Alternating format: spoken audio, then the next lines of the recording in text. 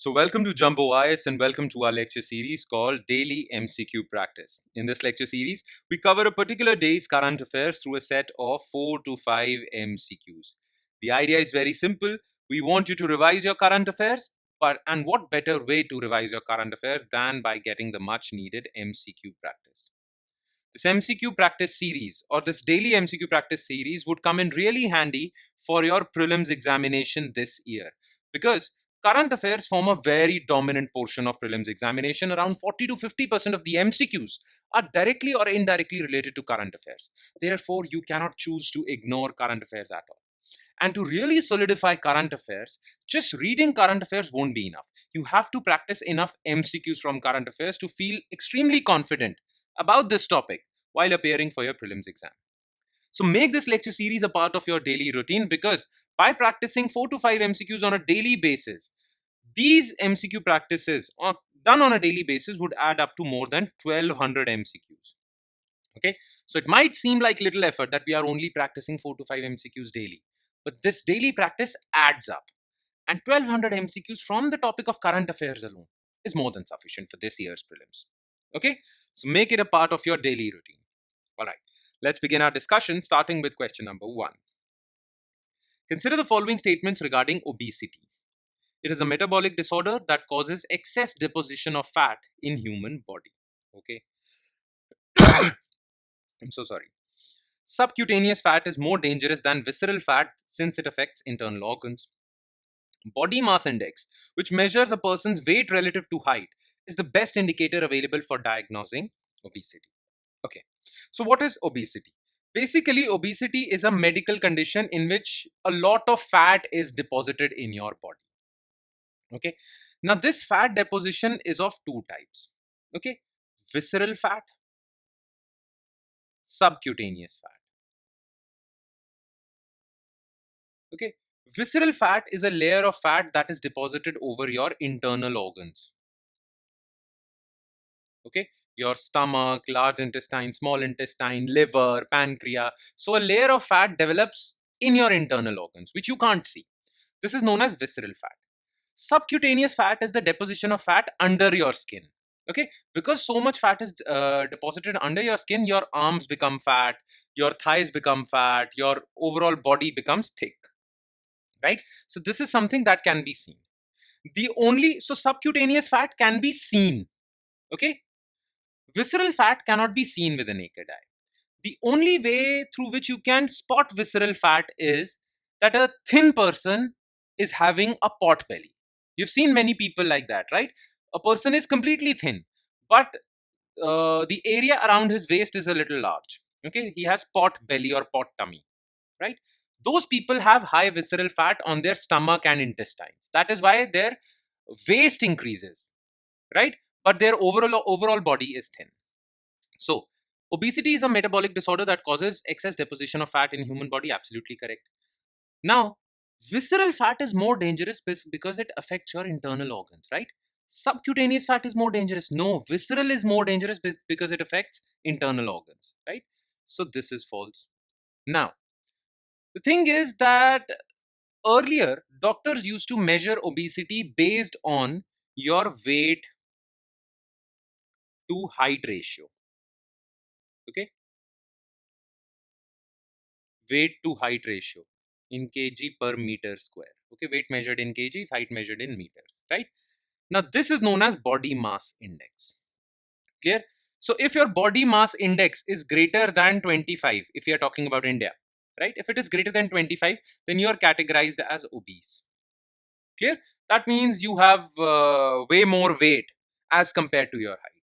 So generally it was earlier established that through body mass index you can establish whether a person is obese or not. But recently experts have found that it is not the only indicator that we should use, because there are people out there who, like I mentioned before, who are completely thin. Their weight is also very less, but they have pot bellies. They have a lot of visceral fat, and it shows on their tummy. They have fat tummy, but they have thin bodies. So overall their weight is less. So their BMI is also less than 25. But these people are obese because they have a lot of visceral fat. So you shouldn't just only look at BMI. You should also look at waist to hip ratio, waist circumference, and other indicators. So it is not the best indicator available for diagnosing obesity, because many a times, if you're only looking at BMI, many obese persons or many obese people have been misdiagnosed. They have been said to be normal. Okay, so this is false, only one. Question 2. Which of the following is are correct regarding international trade surplus run by a country? Strong domestic currency boosts exports and disincentivizes imports, thereby strengthening trade surplus. Okay. High domestic inflation puts a downward pressure on a country's trade surplus. Rising imports is considered a healthy sign for the domestic economy of a country. Okay.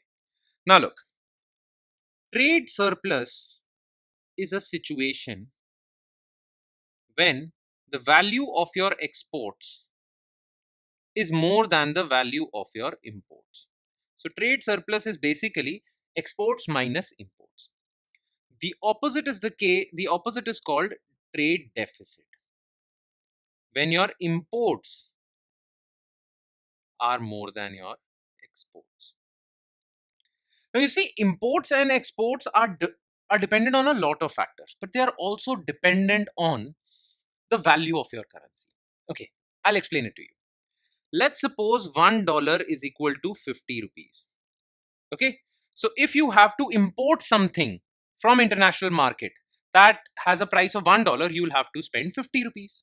Okay, but let's suppose rupee depreciates to 100 rupees. Let's suppose. Okay, now for buying the same thing from the international market that costed $1 in the international market, now you'll have to spend 100 rupees. So let's suppose a bag of chips when imported costed $1. Okay, its price in the international market is $1. But in the earlier example, you had to spend 50 rupees. Now you'll have to spend 100 rupees. So when your currency depreciates, it's bad for the imports, right? Imports become expensive, right? So it is bad news. But it is good news for some other people. When your currency depreciates, your exports improve. Let's suppose you manufacture a bag of chips in India at 50 rupees. So you make a packet of chips of 50 rupees in India, and earlier you used to sell it at $1 in the international market, right? But now rupee has depreciated to 100 rupees. Now your price of chips in India is 50 rupees. But what would it become in the international market? It would become $0.5, right? So don't you think now you haven't changed the price of your chips, but because your rupee has depreciated, the price of your chips in the international market has declined. And because of that, more people would buy your chips because they are so cheap, and they became cheap because the rupee depreciated. So depreciating currency basically boosts exports and it hampers imports. Similarly, the opposite is also true. Appreciating currency benefits imports but hampers exports. So a strong domestic currency boosts exports? No. Hampers exports. Strong means 50 rupees? No. Weak domestic currency boosts exports and disincentivizes imports? No. So it is not true. High domestic inflation puts a downward pressure on a country's trade surplus? Absolutely correct.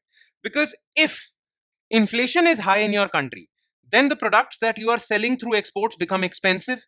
Not many foreigners would buy your products because inflation is high in your country. Plus, because inflation is high in your country, many Indians would choose to buy foreign goods because Indian goods are becoming expensive.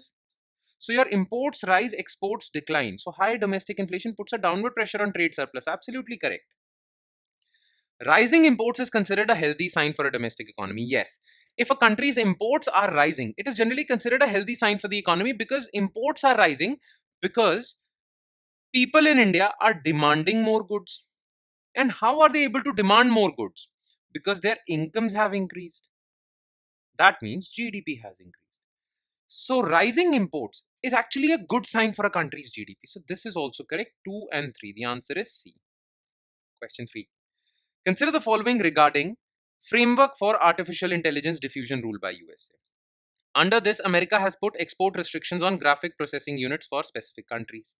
Countries are categorized into 3 tiers, with tier 1 facing no restrictions while tier 3 facing maximum restrictions.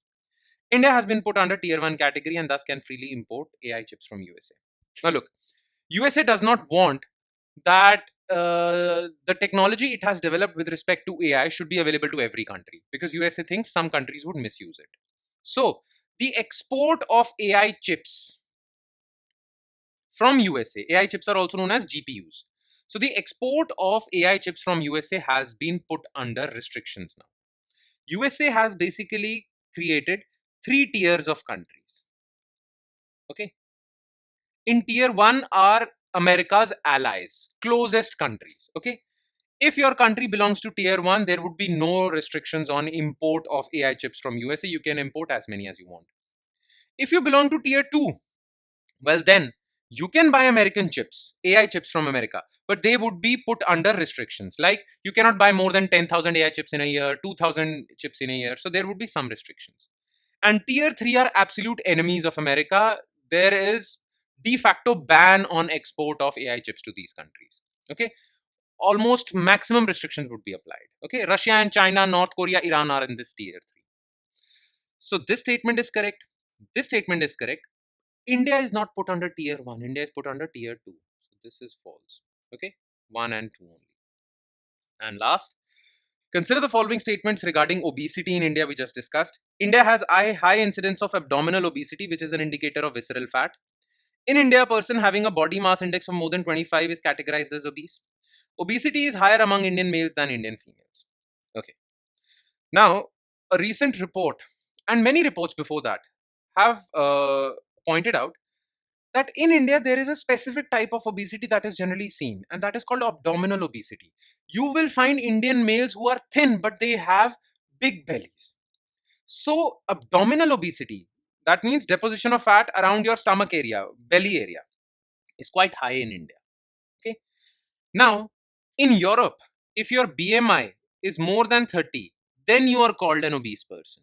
But in India, if your BMI is more than 25, you are categorized as obese. So this is correct.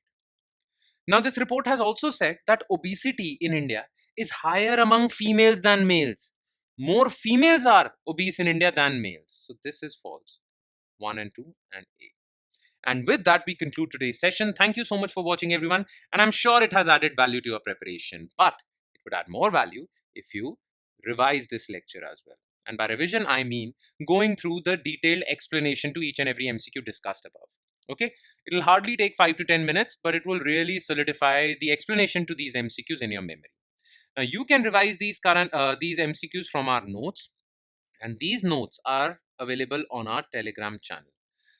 The link to our Telegram channel is provided in the comment section below this video. You just have to click on that link, and from there you can download the notes for this lecture. On that note, I'll be signing off. Thank you so much, everyone.